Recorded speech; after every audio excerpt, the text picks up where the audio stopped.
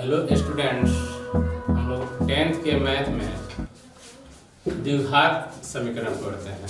द्विघात समीकरण quadratic equation, वैसा समीकरण जिसका अधिकतम घात 2 हो उसे द्विघात समीकरण कहते हैं। द्विघात समीकरण का व्यापक रूप ax² plus bx plus c equal 0 होता है।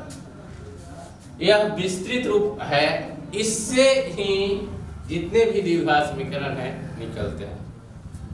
यहाँ पे जैसे में उदाहरण में हम देते हैं 3x² plus 5x plus 6 equal 0, 6y² plus 9 equal 0, 3x² minus 7x plus 7 5x 3x² minus 5x plus 7 equal 0 इत्यादि द्विघात समीकरण है। अब आता है कि क्वेश्चंस में टाइप में आते हैं द्विघात समीकरण पहचानने का तरीका, कि हम कैसे किन्हें कहेंगे कि यह द्विघात समीकरण है और कौन सा द्विघात समीकरण नहीं है। तो द्विघात समीकरण पहचानने का तरीका में है कि द्विघात यानी कि घात 2, चर का अधिकतम घात 2 होना चाहिए, चर राशि रूट में नहीं होना चाहिए, चर राशि पर ऋणात्मक घात नहीं होना चाहिए।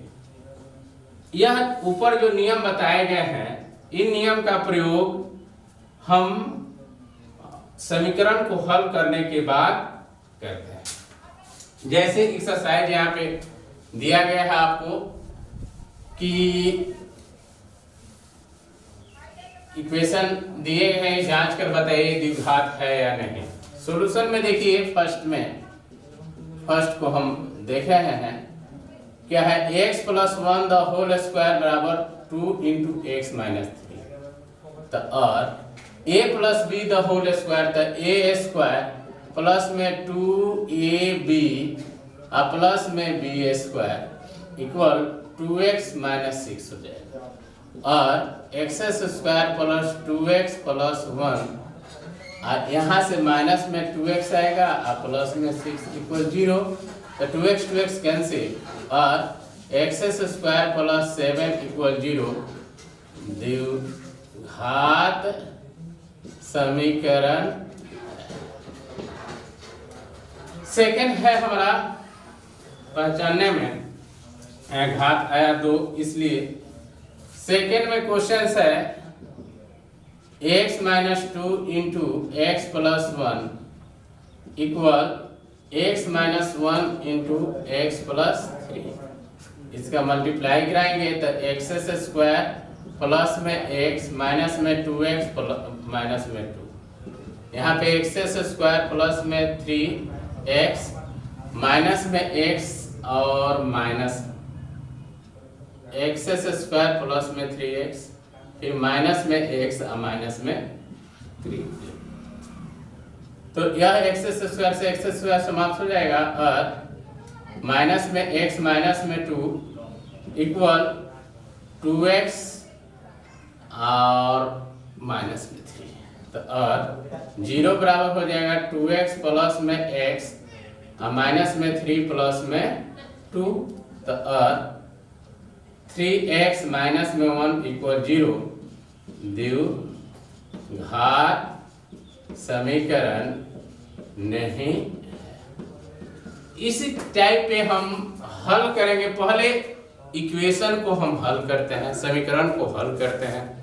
हल करने के बाद मान हम देखते हैं कि उसके चर पे घात 2 आ रहा है कि नहीं। अगर 2 नहीं आ रहा है तो द्विघात नहीं होगा। यहाँ पे थर्ड में हल कर देख लेंगे, x² आएगा कट जाएगा, यहाँ पे q में है तो द्विघात नहीं होगा। हम 5 हल कर दे रहे हैं एक, जैसे 5 में है x plus 1/x plus 3 equal 0। तो इसका एलसीएम हम लेंगे तो हो जाएगा x² plus 1 plus 3x equal 0 हो जाएगा, और x² प्लस में 3x प्लस में 1 इक्वल, या x जाकर गुना होगा तो यहाँ पे 0 हो जाएगा। तो इसलिए द्विघात समीकरण। अब एक तीसरा और चौथा इस टाइप पे आप क्वेश्चंस बना लेंगे।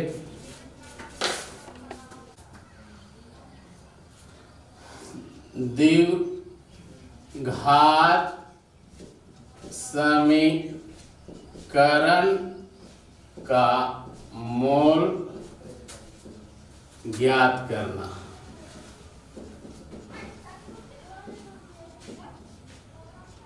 हम थ्योरम में आपको द्विघात समीकरण के लिए सूत्र जो होता है उसे हम साबित कर रहे हैं। यह कैसे होता है यह देखें। सॉल्व में हो, सॉल्यूशन में हम दिखा रहे हैं। माना कि A X square plus B X plus C equal 0 एक द्विघात समीकरण है। A X square plus B X plus C equal 0 है। अब इन सबों में से हम ए कॉमन ले लेते हैं। ए कॉमन लेंगे तो यहाँ पे एक्स स्क्वायर बन जाएगा क्योंकि ए बाहर कॉमन के रूप में है, लेकिन इसमें ए नहीं है तो b बाई ए एक्स बचेगा। यहाँ इसमें भी ए नहीं है तो c बाई ए होगा इक्वल 0 हो जाएगा। और यह गुना में है, इधर भाग में जाएगा तो 0 बटे ए आएगा यानी कि 0 हो जाएगा। X square plus b by a x plus c by a equal 0। हम इसे a plus b the whole square के रूप में बदल रहे हैं।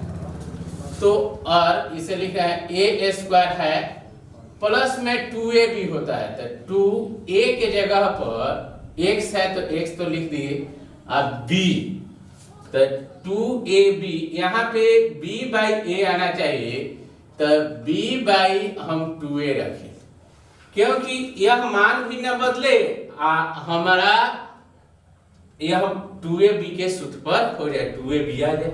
यह 2 से 2 खत्म हो जाएगा तो यह b बाई a x रहेगा।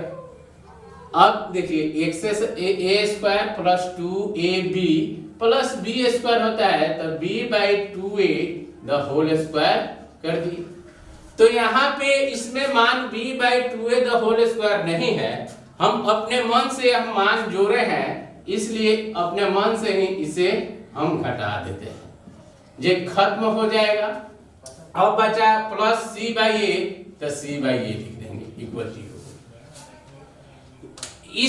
इसमें हम जोड़ या घटाव या गुना की क्रिया करेंगे कि सॉल्व करेंगे तो यही मान आए, यह जो दिया हुआ है वह आए, लेकिन एक सूत्र पे सेट हो जाएगा।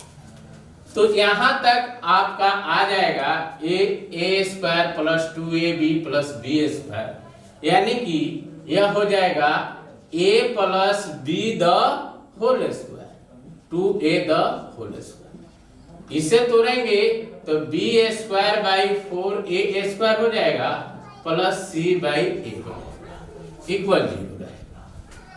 और x plus b by 2a the whole square, तो यह माइनस में है यह जाएगा तो प्लस में हो जाएगा b square by 4a square और माइनस में c बाई a, तो इक्वल एलसीएम इसका लेंगे तो 4a स्क्वायर होगा, 4a स्क्वायर कट जाएगा तो b स्क्वायर और a से a कट जाएगा तो माइनस 4ac हो जाएगा।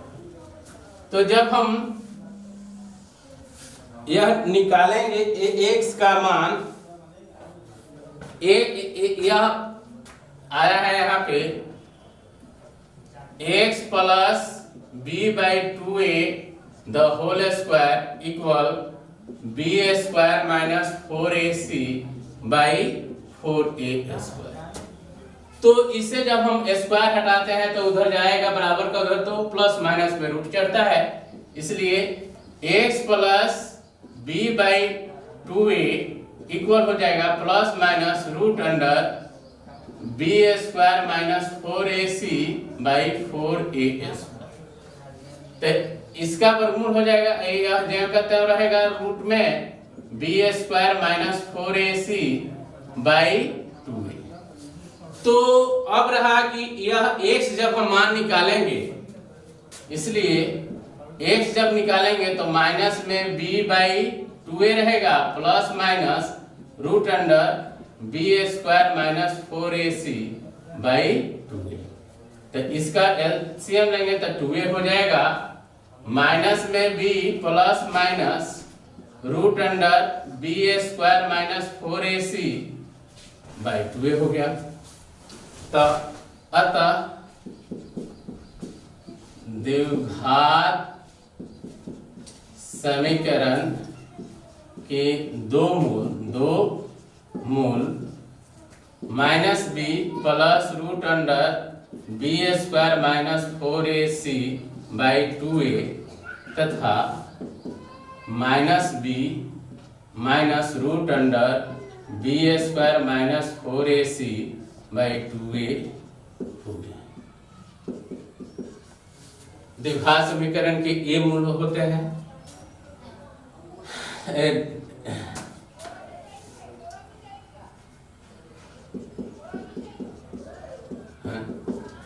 तो अब रहा कि बी स्क्वायर माइनस 4ac को विवेचक या विविधकर कहते हैं, इसे डी से सूचित करते हैं। डिस्क्रिमिनेंट होता है तो इसे विवेचक या विविधकर कहते हैं। बी स्क्वायर माइनस 4ac को विवेचक या विविधकर कहते हैं। इसलिए x बराबर minus B plus minus root under D by 2a, minus B plus root under D by 2a, जिसे अल्फा भी कहते हैं। और इस तथा x बराबर माइनस बी माइनस में root under D by 2a और बीटा, इसे दो मूल अल्फा एवं बीटा भी कहा जाता है। अब हम लोग द्विघात समीकरण को हल करने के लिए सीखे हैं। तो द्विघात समीकरण को एक वर्ग कर हल किया जाता है, परफेक्ट स्क्वायर मेथड है, एक गुणनखंड मेथड है, एक द्विघात समीकरण के सूत्र लगाकर आप बना सकते हैं। तो हम आज गुणनखंड विधि आपको सिखा रहे हैं। गुणनखंड विधि से निम्न द्विघात समीकरण को हल करें। तो क्वेश्चन से दिया गया है, फर्स्ट का हम सॉल्यूशन कर रहे हैं, सॉल्व कर रहे हैं। 2x स्क्वायर माइनस में 3x प्लस 1 इक्वल 0 है। तो इसमें क्या किया जाता है कि पहला और अंतिम में गुना कराया जाता है। गुणनफल को दो भाग में बांटा जाता है कि बीच वाली राशि चली है। तो यहाँ पे आप पहला है 2x स्क्वायर और लास्ट में है 1, तो 2 में 1 से गुना कराइएगा तो 2 होगा। तो 2 के 2 में 1 जोड़िएगा तो 3 हो जाएगा। और 2x स्क्वायर माइनस में 2x माइनस में 1 प्लस 1 इक्वल 0। और यहाँ से आप 2x कॉमन लेंगे, x माइनस 1 हो जाएगा, और माइनस 1 कॉमन लेंगे तो x माइनस 1 इक्वल 0। तो समान के लिए 1 हो जाएगा, तो x माइनस 1 कॉमन लेंगे तो 2x माइनस 1 इक्वल 0। इसलिए x माइनस 1 इक्वल 0 तथा 2x माइनस 1 इक्वल 0, और x बराबर 1 हो जाएगा और 2x बराबर 1, इसलिए x बराबर 1/2 होगा। 1/2। सेकंड क्वेश्चन है हमारा 2x स्क्वायर माइनस में 5x प्लस में 3 इक्वल 0। तो यहाँ पे इसमें गुना कराइएगा तो 3 दूना 6x स्क्वायर हो गया। तो 6 को 2 भाग में बांटे, 3 दूना 6, 3 और 2 5 होगा। तो 2x² माइनस में 3x और माइनस में 2x और प्लस में 3 इक्वल 0। तो फर्स्ट में आप यहाँ से दोनों में x मिल रहा है तो x कॉमन लेंगे तो 2x माइनस में 3, यहाँ से -1 कॉमन लेंगे तो 2x माइनस में 3 इक्वल। अब होगा कि 2x माइनस 3 कॉमन आप ले लेंगे तो x माइनस 1 इक्वल 0, इसलिए 2x माइनस 3 इक्वल 0 तथा x में 1 इक्वल 0। जब 2x माइनस 3 रखेंगे तो यह गुना में है तो भाग में जाएगा तो 0 हो जाएगा, और x माइनस 1 रखेंगे तो यह गुना में है तो भाग में जाएगा तो 0 हो जाएगा। तो यहाँ पे और निकालेंगे 2x बराबर 3, इसलिए x बराबर 3/2, यहाँ पे x बराबर 1 हो जाएगा तो 1 3/2 आंसर। हम तीसरे क्वेश्चन को सॉल्व कर रहे हैं।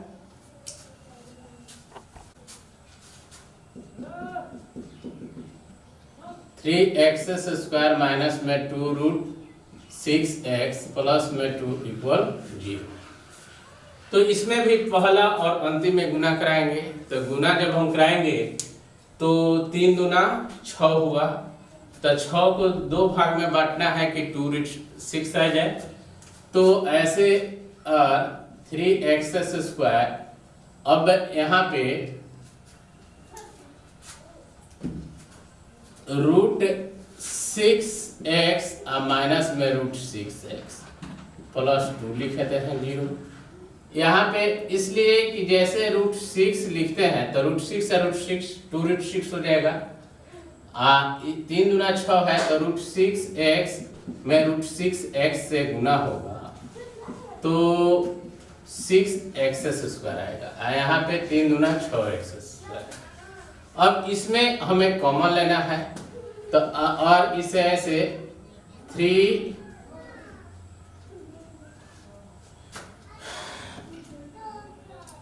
यहाँ पे ऐसे लिख सकते हैं, इसे √3√3x कर सकते, x² लिख सकते हैं, और माइनस में √6 को √3√2x लिख सकते हैं। इसे √3√2x लिख सकते हैं और प्लस में √2√2 इक्वल 0। आप यहाँ से दोनों में अब दिखाई पड़ रहा है कि √3x कॉमन ले सकते हो, तो यहाँ पे √3x और माइनस में √2x हो जाएगा। यहाँ से √2 कॉमन ले सकते हो तो √3x माइनस में √2 और √3x माइनस √2 माइनस में √2 होगा, यह कॉमन हो जाएगा, दोनों में मिल रहा है। यहाँ √3x माइनस में √2 हो जाएगा। तो इसलिए √3x माइनस में √2 बराबर 0 और √3x माइनस में √2 बराबर 0 और √3x बराबर √2, इसलिए x बराबर √2/√3 और √3x बराबर √2, इसलिए x बराबर √2/√3। तो हम इसे लिख सकते हैं कि ऐसे 2/3 √2/3